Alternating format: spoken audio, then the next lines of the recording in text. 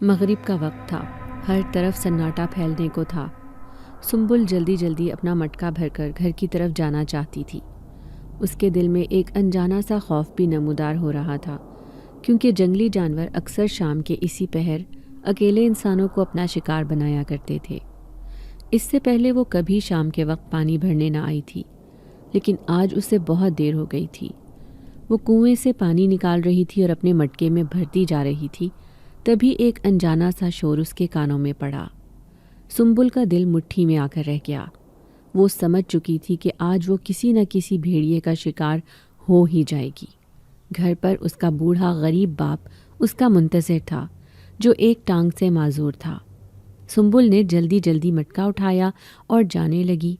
तभी नन्हे नन्हे छोटे बच्चों ने उसके आगे खड़े होकर उसका रास्ता रोक लिया। सुंबुल बहुत हैरान थी कि आसपास तो कोई भी आबादी नहीं है। फिर मगरिब के वक्त ये बच्चे किसने ऐसे ही छोड़ दिए हैं? वो तमाम के तमाम बच्चे प्यासे थे। सुंबुल उनसे कहने लगी कि क्या तुम लोगों को प्यास लगी है? उन्होंने असबात में सर हिलाया। वो बहुत मासूम चेहरों वाले नन्हे नन्हे बच्चे थे। किसी की उम्र 4 साल थी तो किसी की 3 साल।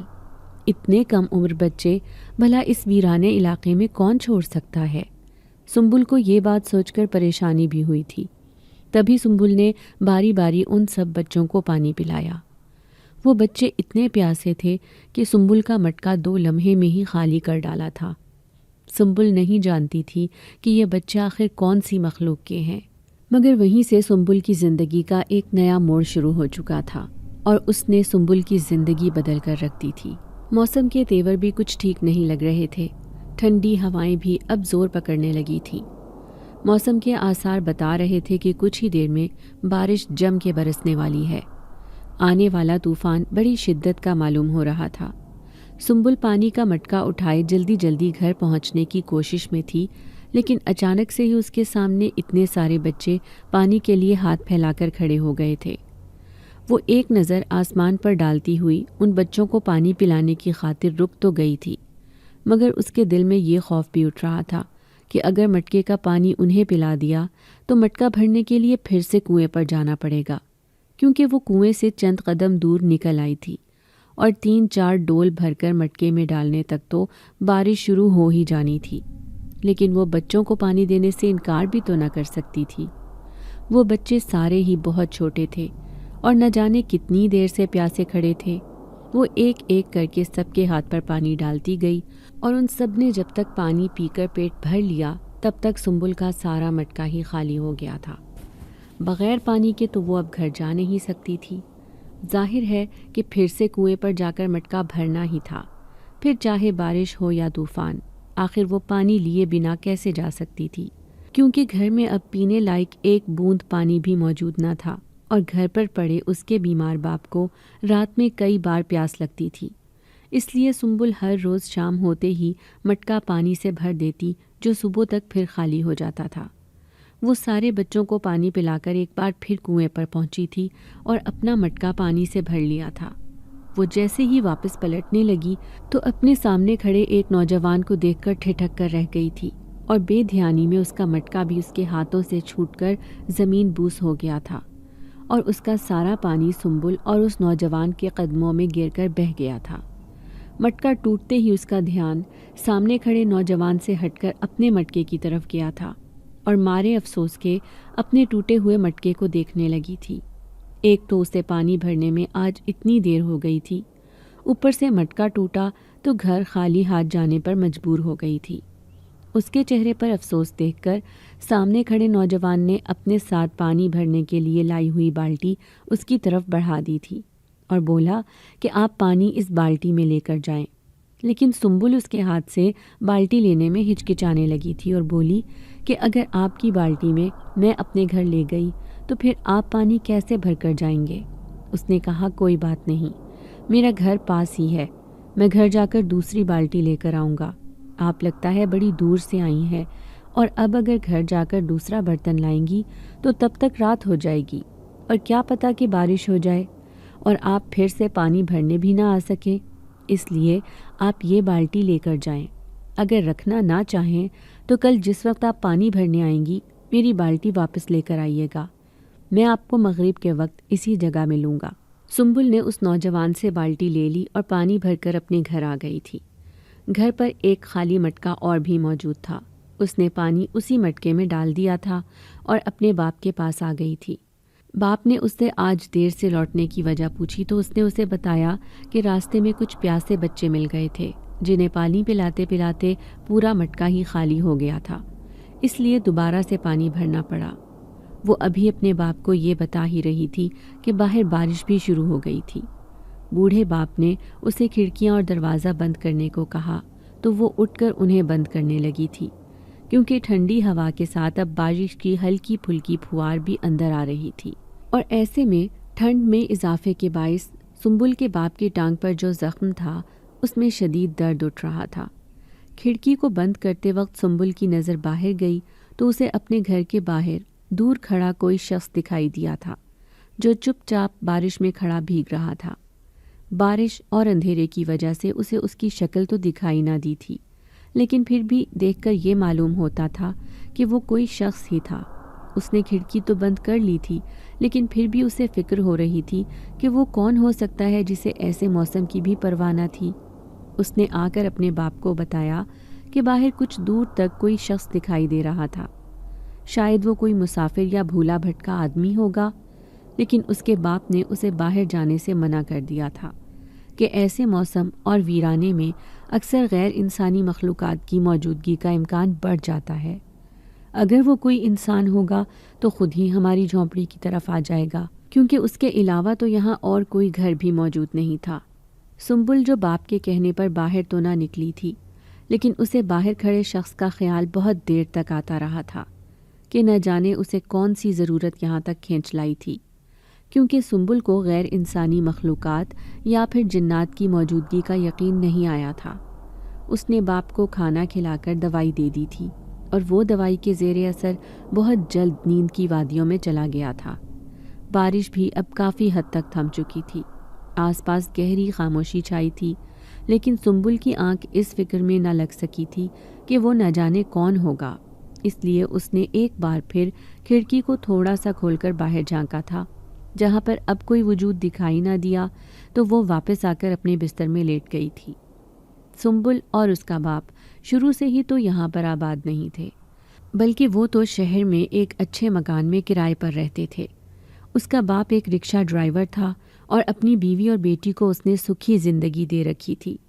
लेकिन सुंबुल की माँ को न जाने कब से पेट के दर्द ने आकर जकड़ा था, जो दिन ब दिन बढ़ता ही चला जा रहा था। ये दर्द दिन में तो कुछ हद तक कम महसूस होता, लेकिन जैसे ही रात होती तो उसका सोना मुहाल हो जाता था।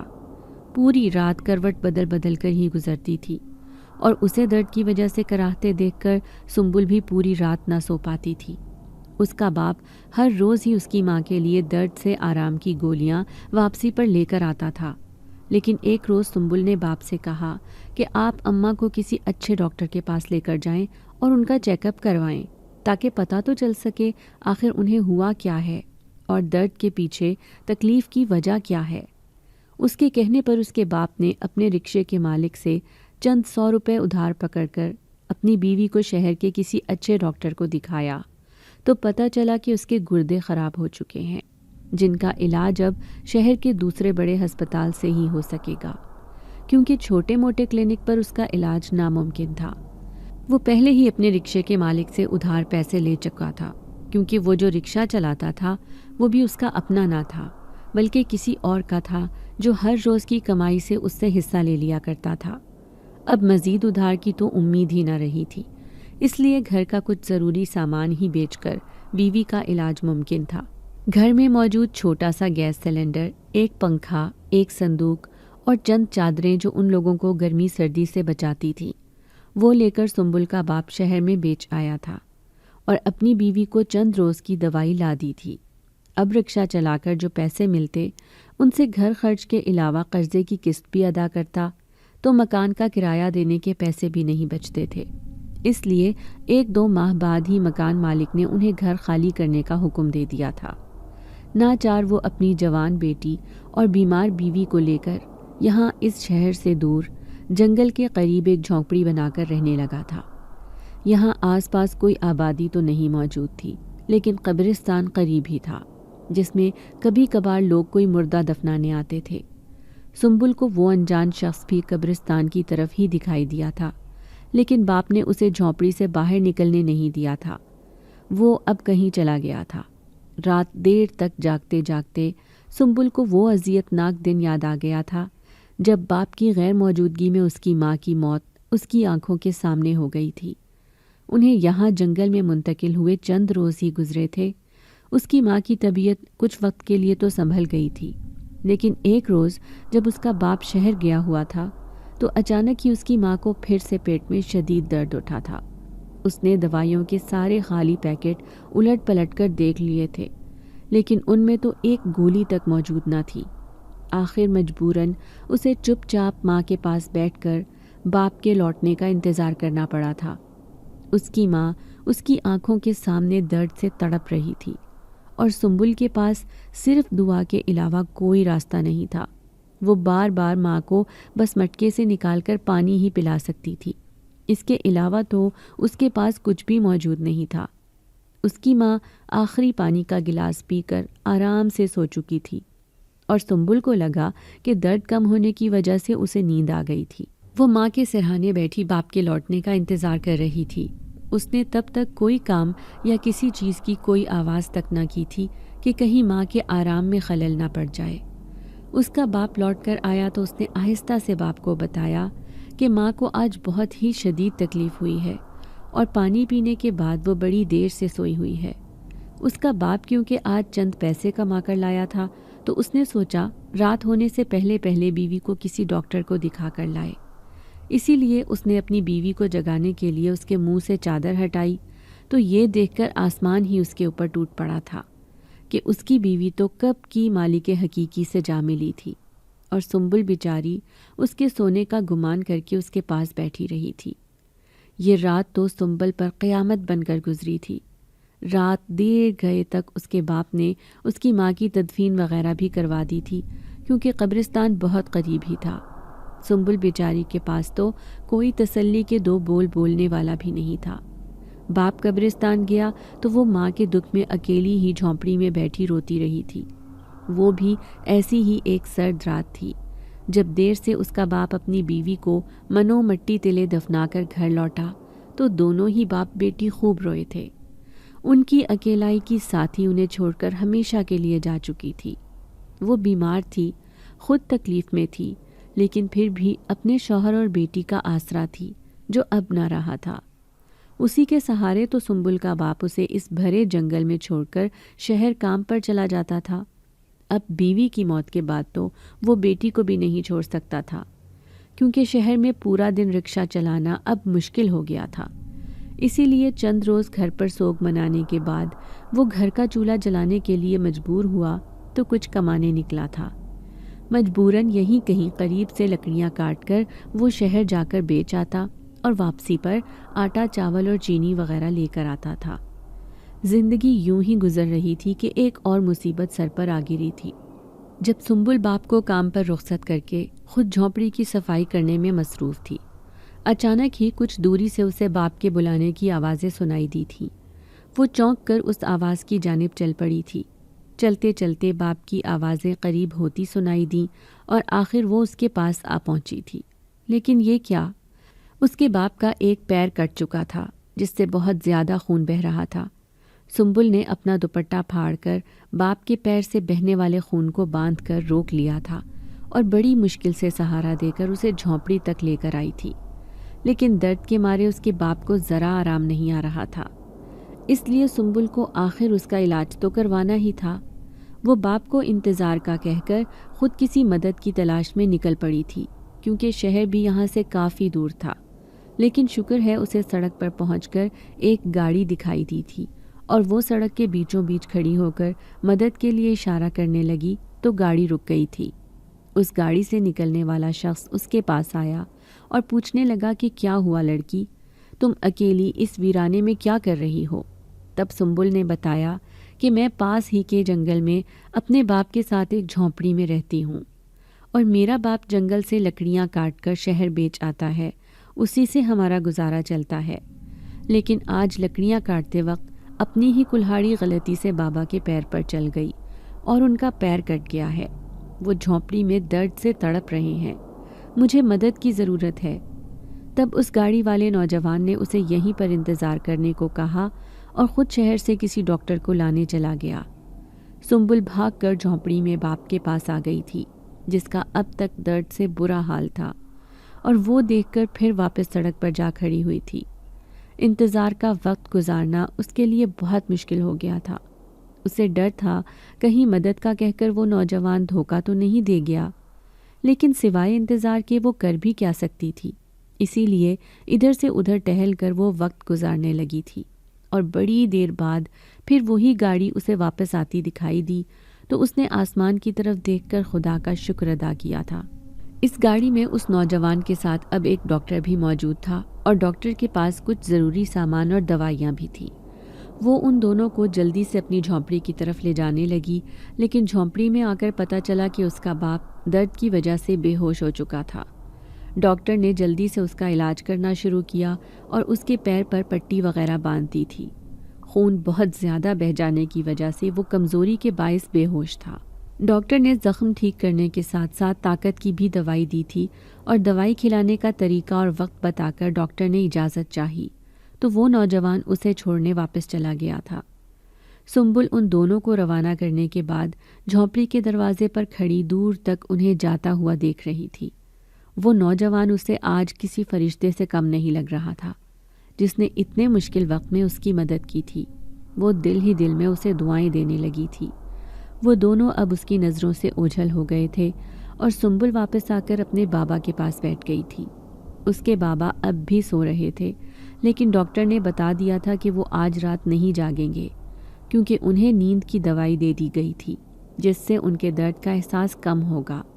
सुंबुल खुद को बहुत अकेला महसूस कर रही थी, क्योंकि उसकी माँ को मरे भी तो कुछ ही दिन हुए थे, और बाबा की भी ऐसी हालत हो गई थी।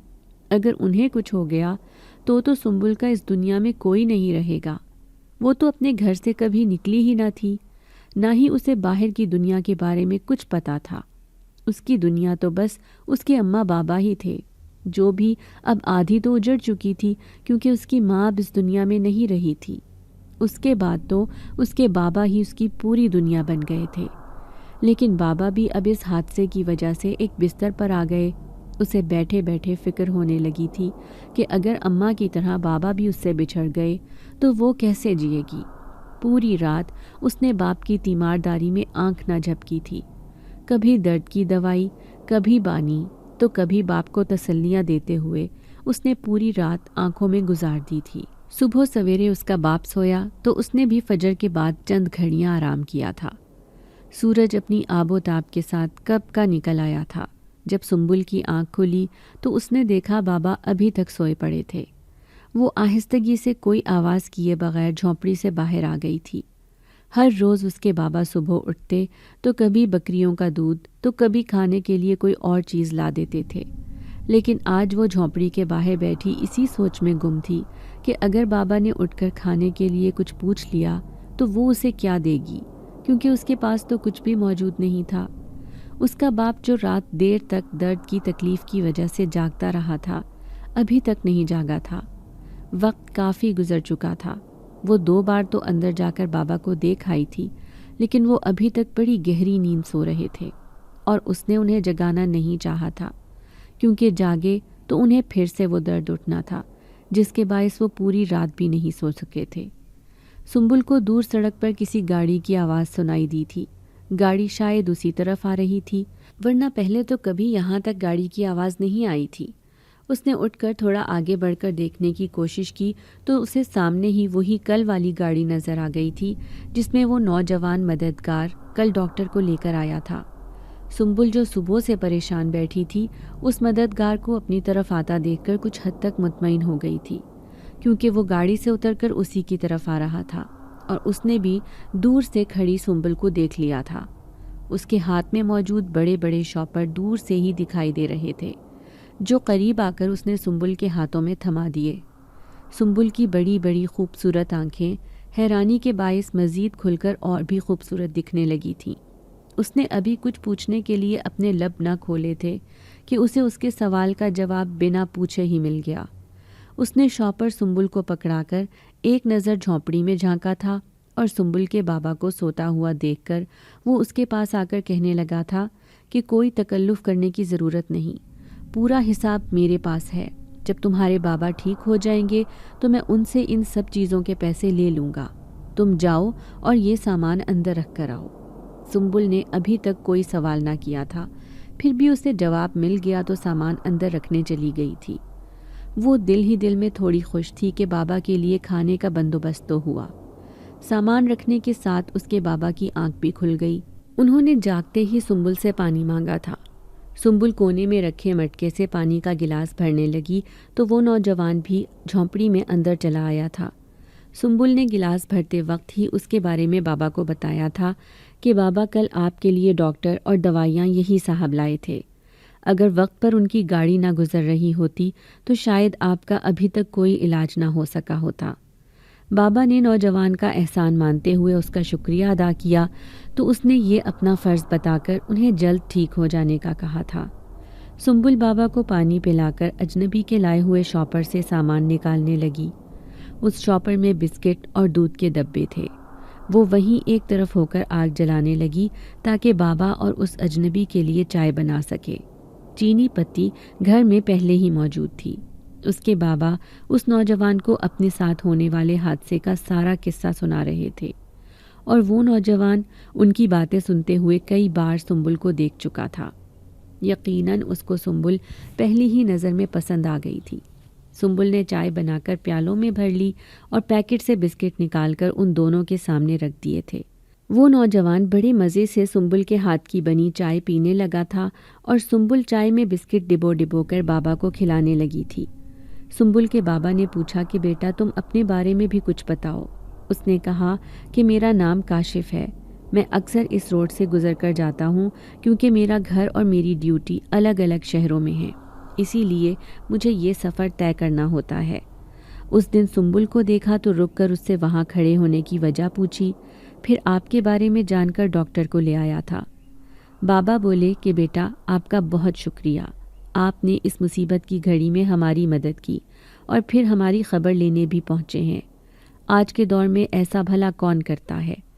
कुछ देर मज़ीद बैठकर काशिफ फिर वापस चला गया था, लेकिन सुंबुल के दिल में उसकी अच्छाई घर कर गई थी। वो दिल ही दिल में उसे पसंद करने लगी थी। उसके बाद 2-3 दिन गुजर चुके थे। वो फिर से वहाँ नहीं आया था, लेकिन सुंबुल अब हर वक्त बस उसी के बारे में सोचने लगी थी। उसके बाबा को अब रह रहकर दर्द तो उठता था, लेकिन अब भी वो बिस्तर पर पड़े हिल भी नहीं सकते थे क्योंकि उनका पूरा पैर ही कट गया था।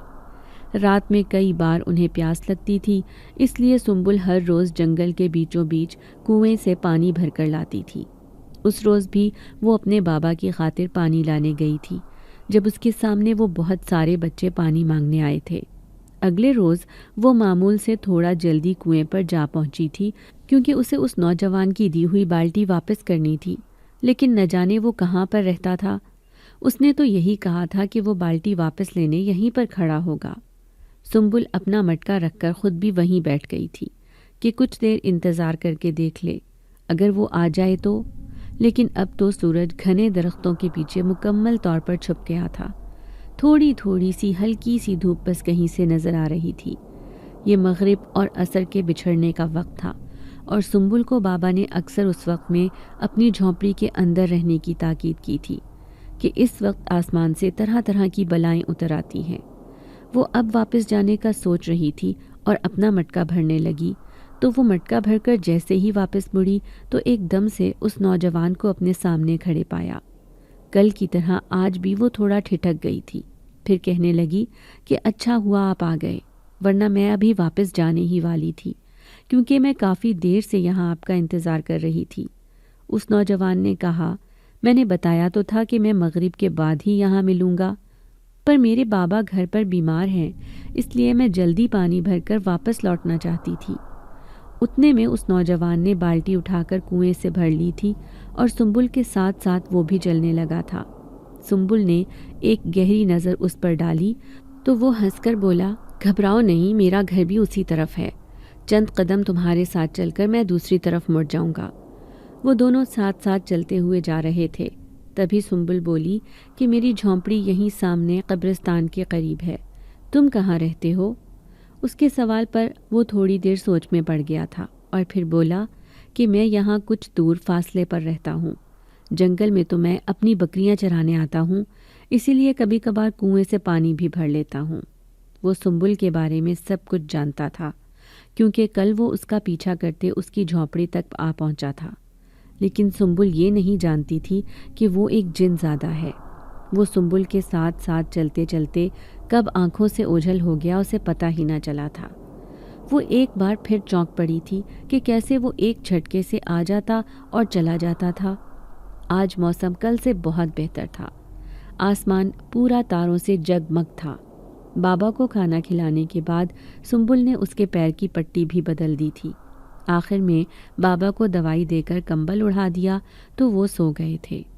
सुंबुल खिड़की बंद करने ही लगी थी कि आज फिर उसे कुछ फासले पर खड़ा वो शख्स दिखाई दे गया था जो कल रात बारिश में खड़ा भीग रहा था।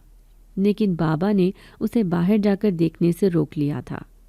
सुंबुल ने एक नज़र सोते हुए बाबा पर डाली और फिर लालटेन उठाकर उस अजनबी की जानिब बढ़ने लगी थी। वो जंगल के बीच में रहते रहते लेकिन अब वो काफ़ी निडर हो चुकी थी।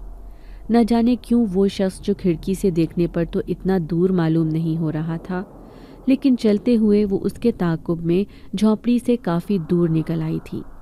हैरत की बात थी, वो सुंबुल को अपनी तरफ आता हुआ देख रहा था, लेकिन फिर भी वहाँ से हिला तक नहीं था। करीब आने पर पता चला कि ये तो वही नौजवान था जो उसे कुएं पर मिला था। सुंबुल ने हैरान होते पूछा कि आप इस वक्त यहाँ? उसने कहा, हाँ, वो दरअसल मैं आज रात जंगल में ही ठहरा था, इसलिए आग जलाने के लिए आपसे माचिस लेने आया था, लेकिन आपको अपनी तरफ आता हुआ देखा तो रुक गया। उसने सुंबुल से लालटेन लेकर आग जला ली थी। आग की मध्यम रोशनी में उसकी निगाहें सुंबुल पर ही टिकी हुई थीं। वो दिलो जान से सुंबुल पर मर मिटा था। वो सुंबुल को अपने दिल का हाल बताने का सोच ही रहा था, लेकिन ये सोचकर चुप था कि वो जिन्नात में से था और सुंबुल एक इंसान ज़ादी। वो जानता था कि वो उसे कभी कबूल नहीं करेगी, लेकिन वो किसी तरह भी उसे हासिल करना चाहता था। उस रोज़ के बाद तो ये उसकी आदत ही बन गई थी। वो दिन भर उसी इलाके में बकरियां चराता रहता और उसके साथ आए जिन्नात के बच्चे सुंबुल की झोंपड़ी के आसपास खेलते फिरते। यूं अब इस वीराने में भी चहल पहल लगी रहती। बाबा पूछते कि बाहर कौन आया है तो सुंबुल उन्हें बताती कि एक चरवाहा है और उसके साथ कुछ बच्चे हैं। सुंबुल कभी उन बच्चों को खाना खिलाती, कभी पानी पिलाती, तो कभी उनके साथ खेलने लगती, और वो जिनज़ादा दिन भर उसे यूं ही देखते हुए अपनी नज़रों की प्यास बुझाता रहता। चंद रोज़ बाद ही फिर यहाँ काशिफ की आमद हुई तो सुंबुल उसे देखकर बहुत खुश हो गई। उसे कितने दिनों से काशिफ का इंतज़ार था। न जाने क्यों अब सुंबुल को यकीन हो गया था कि वो उनकी खबर लेने ज़रूर आएगा। वो झोंपड़ी में उसके बाबा के पास आकर बैठा था और सुंबुल उसके लिए वहीं बैठी चाय बना रही थी। दोनों की नज़रें बार बार एक दूसरे से टकरा रही थीं, जो उनके दिल का हाल साफ बता रही थीं। दोनों ही एक दूसरे को चाहने लगे थे। खिड़की पर खड़ा जिनज़ादा ये देखकर बहुत ज़्यादा कुढ़ रहा था। उसे काशिफ पर शदीद गुस्सा आ रहा था, लेकिन उसने सुंबुल की नज़रों की तपिश भी जान ली थी। काशिफ चाय पीकर झोंपड़ी से निकल आया था और उसके साथ सुंबुल भी इधर उधर टहल रही थी। एक घने दरख्त के ऊपर बैठा जिनज़ादा ये सब देख रहा था। कुछ दूर आकर आखिर काशिफ ने अपने दिल की बात सुंबुल के आगे कह ही दी थी। वो बोला, सुंबुल, तुम मुझे बहुत अच्छी लगने लगी हो। अब शहर जाकर भी मेरा दिल नहीं लगता। बस दिल चाहता है कि तुम्हारे पास इसी जंगल में ठहरा रहूं। अगर इजाज़त दो तो मैं तुम्हारे बाबा से तुम्हारा हाथ मांगना चाहता हूँ। सुंबुल ने शर्माते हुए हाँ में सर हिला दिया था और काशिफ खुशी से झूम उठा था। लेकिन सुंबुल ने ये कहकर कुछ वक्त मांग लिया था कि बाबा एक बार बस बिस्तर से उठ जाएं, तो फिर आप भले उनसे रिश्ते की बात कर लीजिएगा। काशिफ कल फिर आने का कहकर वापस चला गया था और सुंबुल बहुत देर तक वहीं खड़ी उसकी गाड़ी को जाता हुआ देख रही थी। तभी अपनी बकरियों को हाँकता हुआ बादल कहीं से नमूदार हुआ था। बादल उसी जिनजादे का नाम था जो आजकल सुंबुल के इश्क में गिरफ्तार उसके आसपास फिरता था। सुंबुल ने उससे पूछा, अचानक कहाँ गायब हो जाते हो तुम? अगर यहीं कहीं होते काशिफ को देख लेते। वो सचमुच इंसानी रूप में कोई फरिश्ता बनकर मेरी ज़िंदगी में आया है। ये बताते हुए सुंबुल की आंखों की चमक बादल को जहर लग रही थी। वो जान चुका था कि सुंबुल ने अपने साथी के तौर पर काशिफ का इंतखाब कर लिया था, लेकिन बादल भी उसका कुर्ब हासिल किए बगैर अब उससे दूर जाने वाला नहीं था। उसने दिल ही दिल में फ़ैसला कर लिया था कि वो ऐसा ख़तरा मोल लेगा जिसके लिए हमेशा उसने अपने बुज़ुर्गों से एहतियात बरतने का सुना था, क्योंकि जिन्नात अगर चाहें तो किसी के क़ालिब में ख़ुद को ढाल सकते हैं। और उसने भी काशिफ के जिस्म में जाकर सुंबुल का कुर्ब हासिल करने का फ़ैसला कर लिया था। लेकिन उसने सुना था कि जिनजादों की जान को सबसे बढ़कर ख़तरा इसी से होता है। बहुत से जिन्नात अपनी इस हरकत की वजह से मारे जाते हैं, लेकिन सुंबुल का इश्क अब उसके सर पर जुनून बनकर सवार हो चुका था। सुंबुल का रवैया उसके साथ बहुत दोस्ताना था। वो हंस हंस कर जब उससे बात करती तो उसके लिए खुद पर काबू पाना मुश्किल हो जाता था। उसे ऐसा मालूम होता था जैसे वो कुएं के पास रहकर भी प्यासा था। एक रात सुंबुल अपनी झोंपड़ी में बेसुध सो रही थी। बादल अंदर आकर उसे देखने लगा था। उसने अपने आधे जिस्म पर चादर ली हुई थी। सुंबुल के सर से दुपट्टा सिरक गया था, जिसके बायस उसकी सोने जैसी चमकती गर्दन देखकर बादल से रहा न गया। उसने झुककर सुंबुल को छूना ही चाहा था कि उसे एक बहुत बड़ा झटका लगा, जिसके बायस वो झोंपड़ी की दीवार से जा लगा था। यकीनन ये उसके बाप का बांधा हुआ हिसार था, जिससे कोई भी नादीदा मखलूक उसके करीब नहीं आ सकती थी। सुंबुल को छूने के लिए उसके लब तरस रहे थे, लेकिन वो अपने इरादे में नाकाम हो गया था।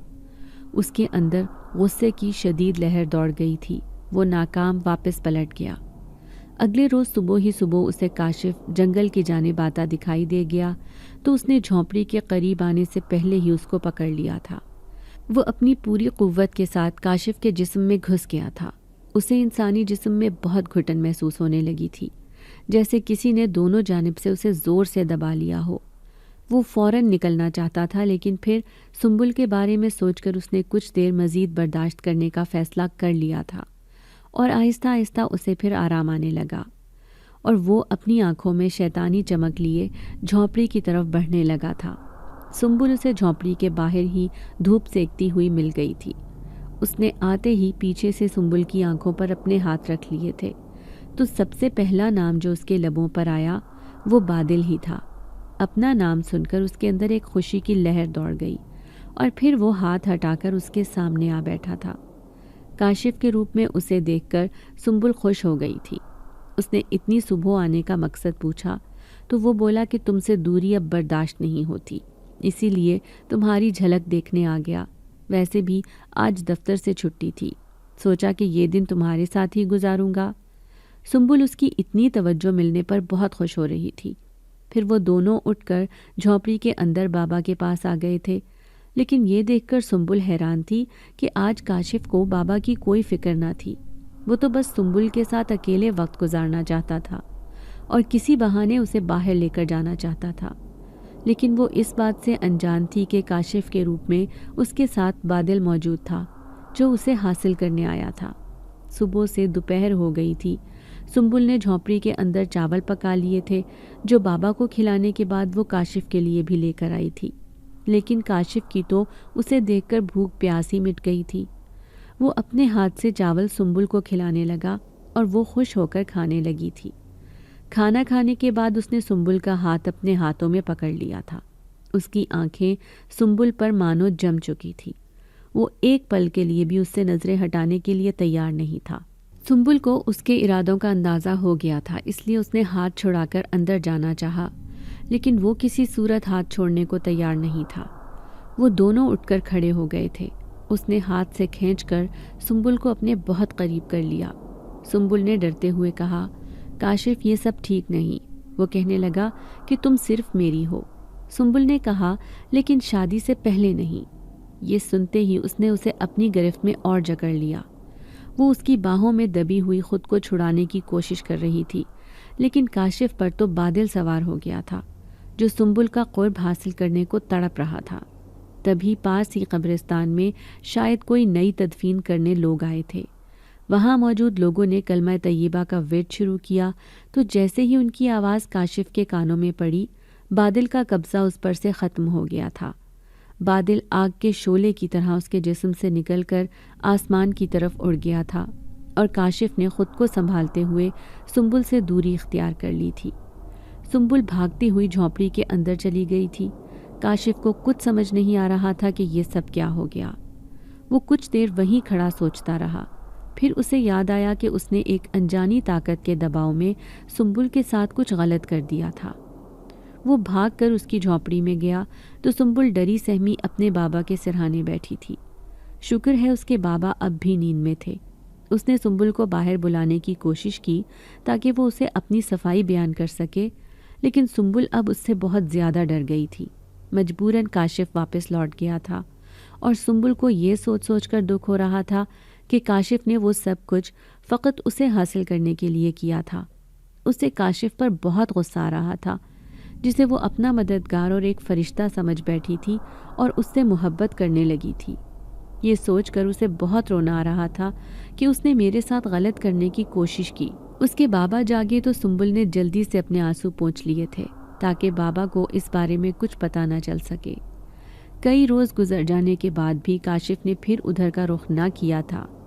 सुंबुल को लगा कि वो उसे हासिल नहीं कर सका तो इसलिए फिर वापस भी ना आया। वो जो उससे बहुत मोहब्बत करने लगी थी, उसे काशिफ से ऐसी उम्मीद नहीं थी। उस रोज़ के बाद तो बादल भी कहीं गुम था। उसके बाबा अब काफ़ी हद तक ठीक हो चुके थे। अब लाठी के सहारे वो एक पैर पर चल फिर सकते थे।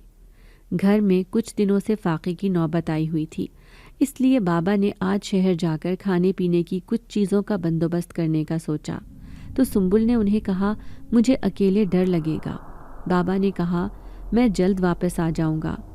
जाते वक्त उन्होंने सुंबुल को कुछ आयात बताई कि अगर कोई ख़तरनाक जानवर या नादीदा चीज़ अपने आसपास महसूस करो तो अपने ऊपर हिसार बांध लेना और फ़िक्र मत करो। बाबा को गए हुए काफ़ी वक्त गुजर चुका था। सुंबुल को लगा कि अब तो बाबा आते ही होंगे। उसने झोंपड़ी की सफाई करके मटका उठाया तो वो खाली पड़ा था। फिर वो बाबा के लौटने से पहले पानी भरने चली गई थी। कुएं के पास ही खामोश बैठा बादल उसे नज़र आ गया था। उसने बादल से इतने दिन गायब रहने की वजह पूछी, लेकिन वो कुछ भी नहीं बोल रहा था। यहाँ तक कि उसने सुंबुल के किसी सवाल का जवाब तक न दिया था। सुंबुल उसकी गहरी खामोशी पर हैरान थी। उसने करीब जाकर बादल से पूछा कि नाराज़ हो क्या जो बात नहीं कर रहे। थोड़ा करीब होने पर ही उसने सुंबुल को बाजू से पकड़ लिया था। वो बादल के इस अचानक हमले पर हैरान हो गई थी, लेकिन बादल का वहशीपन अब खुलकर सामने आ गया था। सुंबुल जान गई थी उस रोज़ की तरह आज भी उसकी इज्जत पर हमला होने वाला था। काशिफ को तो वो अपनी नज़रों में पहले ही गिरा चुकी थी, लेकिन बादल से ऐसी उम्मीद न थी। वो तो उसे भोला भाला लगता था। बादल बुरी तरह से सुंबुल को अपने काबू करने की कोशिश में लगा हुआ था। सुंबुल में भी न जाने कैसे इतनी फुर्ती आ गई थी कि वो बादल का हर वार नाकाम बना रही थी। शायद उसे अपनी इज्जत अपनी जान से भी ज़्यादा प्यारी थी। वो बादल से अपने आप को छुड़ाने की कोशिश में बहुत थक चुकी थी और सुंबुल को कमज़ोर पड़ता देख बादल ने एक ही धक्के से उसे नीचे गिरा दिया था। अचानक ज़मीन पर गिरने की वजह से उसकी कमर में शदीद दर्द उठने लगा था। शायद नीचे कोई पत्थर मौजूद था। अब बादल को आगे बढ़ने से रोकने वाला कोई ना था। वो अपने इरादे पूरे होता देख बहुत खुश हो रहा था और सुंबुल को भी एहसास हो गया था कि अब उसकी इज्जत बचाने वाला कोई नहीं है। अचानक ही बादल ने खुशी के मारे अपना राज अफशा कर दिया और बोला कि ए हसीन आदमजादी, मैं कब से ऐसे मौके की तलाश में था कि तू मेरे हाथ लगे और मैं तेरा कुर्ब हासिल कर सकूं। मुझे तो पहले ये ख्याल ही ना आया था कि कुएं पे तो तू मेरे साथ बिल्कुल अकेली होती है। यहाँ पर तुझे हासिल करना कोई बड़ी बात नहीं थी। खामखा ही में मैंने काशिफ के जिस्म में दाखिल होकर ख़ुद को तकलीफ़ पहुँचाई थी, जिसकी वजह से कई रोज़ तक मैं बीमार पड़ा रहा था। मैं तो दिल जान से तुझ पर मर मिटा था और तेरे साथ ज़िंदगी गुजारने की आरज़ू रखता था, लेकिन तुम्हारी आंखों में उस आदमजात की मोहब्बत देखकर मेरे दिल में जो आग भड़की थी उसे बुझाने का बस यही एक तरीका है।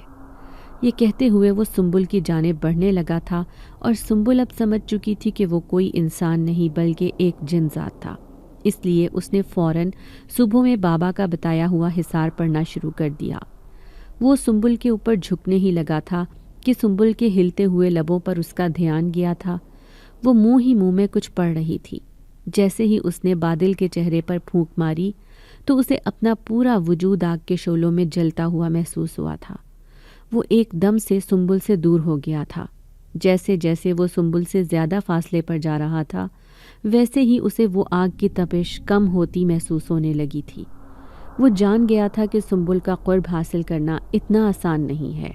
वो आसमान की बुलंदियों में कहीं गुम हो गया था।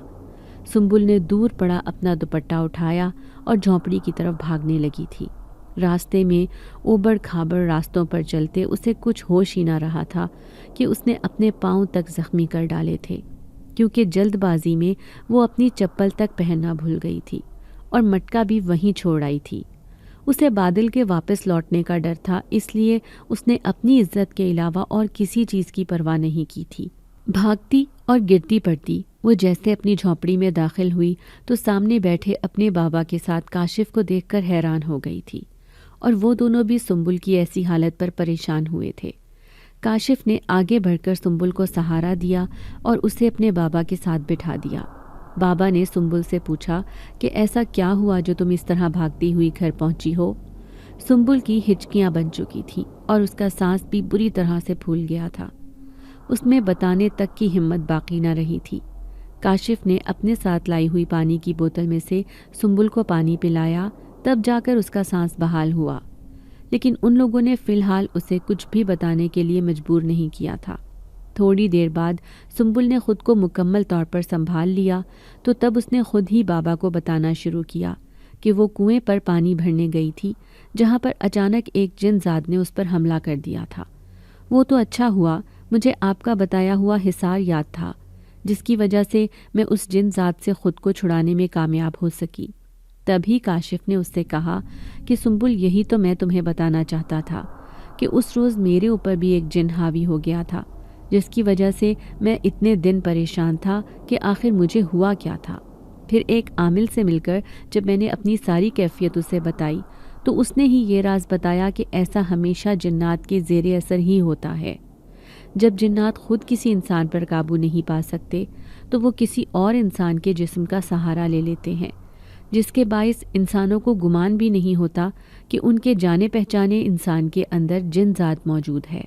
सुंबुल ने कहा कि हाँ, मैं जानती हूँ, वो बादल ही था जो बहुत वक्त से मुझे काबू करना चाहता था, लेकिन बाबा के लगाए हुए हिसार की वजह से वो अपने इरादों में नाकाम हुआ तो उसने तुम्हारे जिस्म का सहारा लिया था। फिर काशिफ ने कहा कि आप दोनों का यूं वीराने में रहना अब ठीक नहीं, इसलिए आपको मेरे साथ मेरे घर चलना होगा। वो उन दोनों को लेकर शहर में अपने घर आ गया था, जहाँ पर सुंबुल और काशिफ की शादी बड़ी ही धूमधाम से हुई और उसके बाबा भी सुकून से रहने लगे थे। लेकिन अब भी कभी कभी वो अपनी उसी पुरानी झोंपड़ी में वक्त गुजारने चले जाते थे, जहाँ उनकी बीवी की यादें बसी थीं।